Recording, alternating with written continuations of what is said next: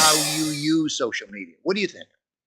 Well, I mean, my editors in particular, well, I mean, just any editor, to be an editor, you have to be doing your thing for a considerable amount of time. Nobody's just going to hire the person that just graduated out of college and thinks there's something. They want experienced people.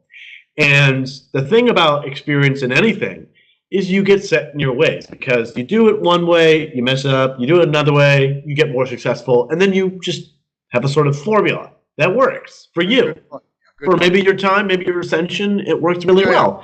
And so there are rules of the road that they have learned along the way. Well, that's the thing about the rules of the road, is that it worked for them at their particular glory point, wherever it may be. Because of their media, because of the form of their media. Exactly. And so that, print media or whatever media. It could be any kind of media. Radio, TV, or even online media.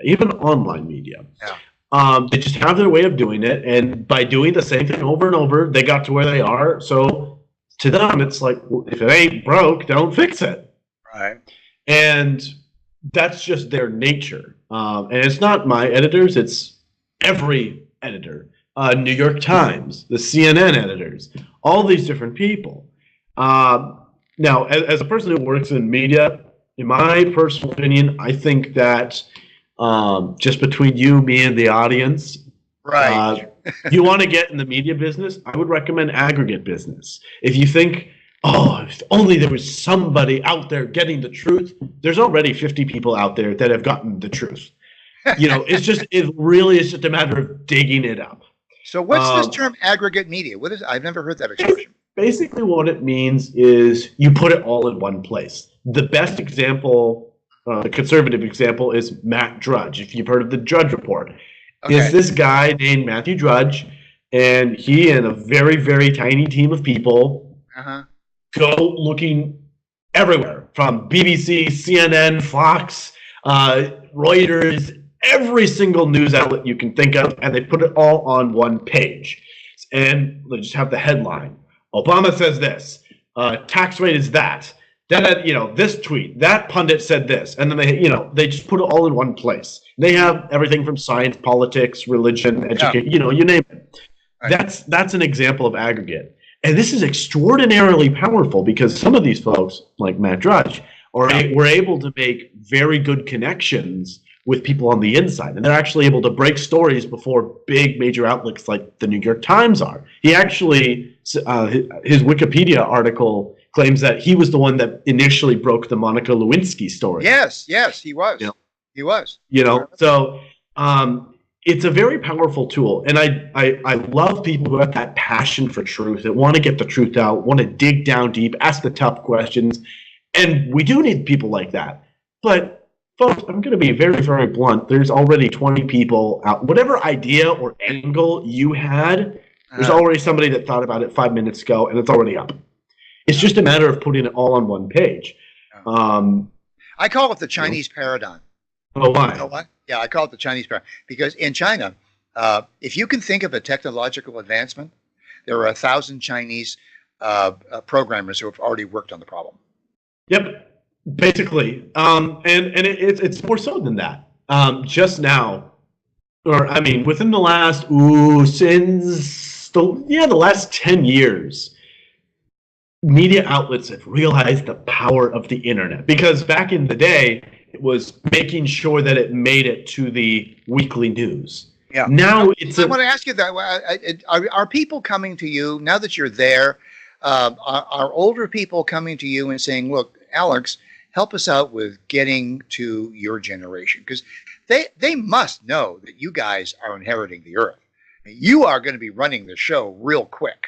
All right. Well, the people that genuinely want answers, from my generation, go to my generation. The people that are happy where they are and they just want to plateau, they ignore me. And, that's what they want to do. That's what they want to do. I won't bother them. If they're not going to go out of their way to talk to me, then I won't bother them. Of course, I have opinions and ideas how everything can be better, because I'm a normal human being. I'm a very opinionated human being at that. But, some people do. It is true. Some people have come to me and asked me, hey, how do I reach your generation? How exactly do you think? And I'm more than happy to share my thoughts. And I have all the respect in the world for people that have that opinion. That I am. What do you advise? What do you tell them? What do you tell them to do? Well, I tell them that my generation, unless they're a very weird person or have very specific interests, don't care too much about the details. They care about the headline. Less than 5-minute videos. 5 minutes is like a long video. We're talking, very quick bullet points just to get the general idea of what's going on. Right. But at the same time, there are some people that love getting deep in detail. There might be some guy that loves education news on education. They just could care less about science. What SpaceX is doing or what technology just came out from Apple or whatever. They just don't care. Right. Fine. But, it switches around. So some people, that's why the whole podcast craze is really the newest form of media.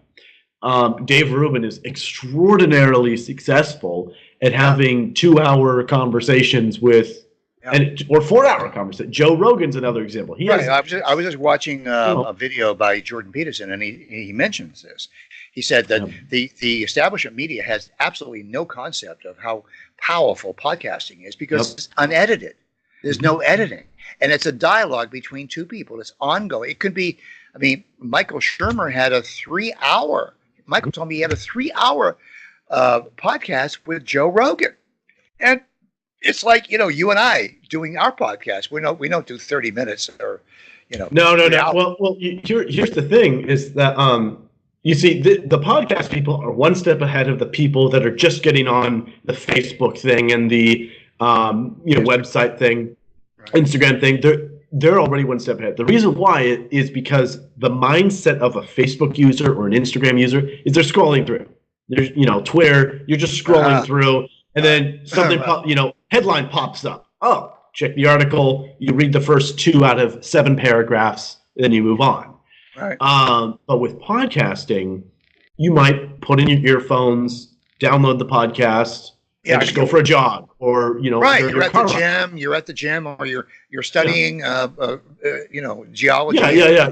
That's why these download numbers are so big. It's not like they're sitting there attentively looking at the video.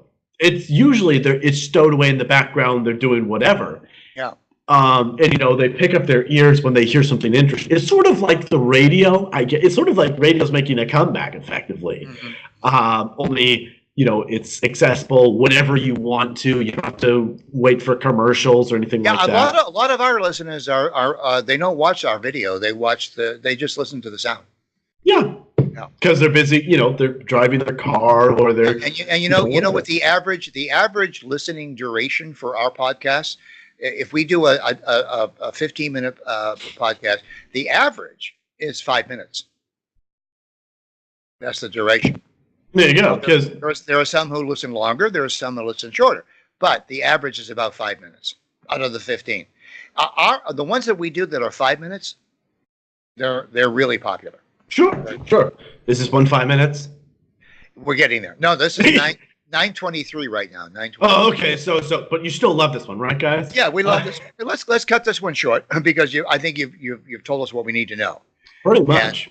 Pretty much. And so, if you're an up and rising star in the media world, podcasting is the future, in my personal opinion. Keep doing the media thing, the social media thing.